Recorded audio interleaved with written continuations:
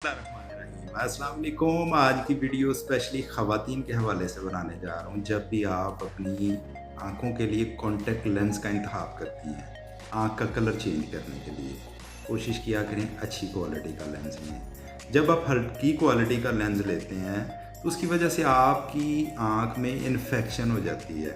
Lens भी ख़राब हो जाता है और आँख में भी इन्फेक्शन हो जाती है और फिर इस तरह होता है कि जब भी आपने कॉन्टैक्ट लेंस इस्तेमाल करना है, आपकी आई में इन्फेक्शन हो जानी है, आपकी आँख में रड़क महसूस होनी है, इवन के बाद में बड़ी शदीद दर्द भी हो सकती है। और सबसे बड़ी बात ये है कि जब भी आप लो क्वालिटी का लेंस लेंगे, बड़े ख़दशात होते हैं कि वो आँख के साथ चिपक जाए और फिर उसको उतारने के लिए एक सर्जरी होती है, मेजर सर्जरी होती है, जिसमें आँख का नुकसान भी हो सकता है। लिहाजा अगर बड़ा शौक़ है आँख का कलर चेंज करने का, तो अच्छी क्वालिटी का लेंस लें। अपनी आँख पे किसी किस्म का कोई कंप्रोमाइज़ ना